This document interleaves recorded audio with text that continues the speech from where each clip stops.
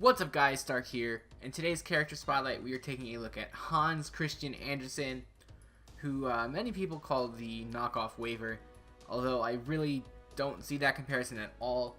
I'll kind of explain why I don't think they're comparable at all.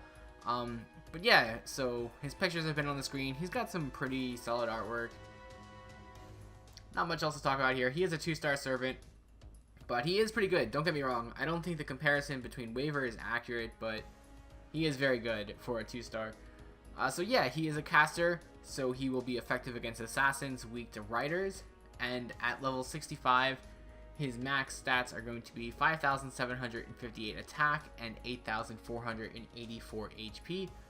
So those are pretty solid stats. If you grail him out, he goes up to 10,344 attack and 14,244 HP. So again, pretty solid stats. Casters generally have a little bit more HP than their attack stats, and they're primarily used for like their skills and noble phantasms anyway. So yeah, he's got some pretty solid stats. Moving on here to his skills. His first skill is Human Observation A, which will increase critical strength for 3 turns, and this affects all your allies, not just himself. So at level 1 it's a 10% increase, and at level 10 it is a 40% increase, which is pretty good. It's a really high, buff for considering that it's for all allies. His second skill here is going to be called Rapid Casting E, which greatly increases noble phantasm gauge, but this is only for himself, and this is like the main reason why I think he's not really comparable to Waver. Waver buffs the entire team for attack, defense, and noble phantasm gauge, but Hans here, he just increases his own noble phantasm gauge. It does go up to 75%, which is really good, but he doesn't really buff his allies, and he doesn't really increase their noble phantasm gain, and that is the main reason why Waver is so good. You use his skills, and you can just increase your noble phantasm gauge for all your allies, get those noble phantasms ready to go, but he only does it on himself, and he doesn't even have an attack buff or a defense buff for his allies. So yeah, I don't really see the comparison that much. I guess because he does, like, his noble phantasm is a buff, but I don't know. I don't know. Anyway, his third skill is called Innocent Monster D, which will gain critical stars for 3 turns and decrease his own defense for 3 turns. So you gain 3 stars at level 1 and you gain 9 stars at level 10, and you'll reduce your defense by 14% across the board. So yeah, it's an alright skill. He does deal pretty high in crits and combos and stuff like that. But yeah, it's nothing special. It's whatever. Moving on. His passive skills here are going to be called Item Construction C, which increases his debuff resistance by 6%, and his second is going to be called Territory Creation D, which increases art card effectiveness by 4%. So now for his ascension materials, he's going to need a lot to ascend this guy. So you need the pages, you need gears, you need homunculus babies, and you need horseshoes, all of which are not currently available on global. So you're going to have to wait a little while or do the events to get this guy fully ascended. And then for his skill enhancement materials, you need much of the same. You just don't need any gears.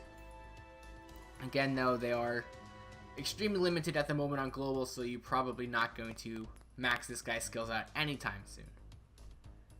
Moving on here to his craft essence, it's going to unlock To My Dear Friend, which will increase debuff resistance of all allies by 30% while on the field. This is pretty good if you're going against a debuff heavy team, but if you're not, then you don't need it. So it's kind of just one of those hit or miss craft essences. You'll take it if you really need it, but you probably won't ever really need it. So yeah, just going to move on here. So now we're going to talk about his command cards and his noble phantasm.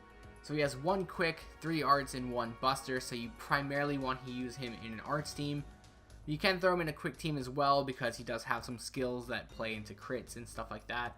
But primarily you're going to use him in arts teams to keep that noble phantasm going and all that fun stuff. As noble phantasm is also arts, which has a chance to apply each of the following 2 buffs, and that will increase the chance for each level on his noble phantasm. So it starts at 60 and then it goes up to 80, and then on the overcharge it'll actually have a chance to apply these effects, which is kind of weird the way it's set up, but it shouldn't be too hard to overcharge his Noble Phantasm anyway, so it probably won't ever matter. But it has a chance to increase the attack and defense of all allies for 3 turns. And then it will restore HP for all allies for 3 turns. And I believe that is a constant. It doesn't matter if it's like there's no chance. I think that one's a 100% chance. So yeah, it's pretty good if you get the buffs off. It's a 20% increase at level 1 and a 40% increase at level 5. So that's really good. It is a random chance, but you know, 80% at level 5, you're probably going to get it off more often than not. And the HP gain can go up to 3,000 at level 5, which is also really good.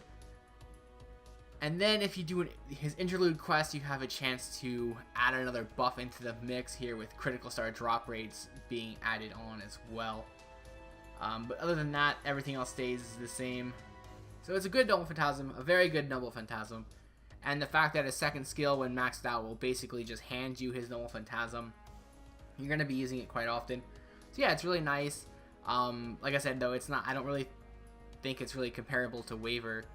But it is still a good buff skill. So like if you don't have Waver, I guess that's where the comparison comes in. If you don't have Waver, you can still get the attack and defense buffs. It's a chance, but it's whatever. But I feel Waver's main use is for the fact that his skills also increase the Noble Phantasm gauge as opposed to just increasing the stats, because there's lots of characters that can do that.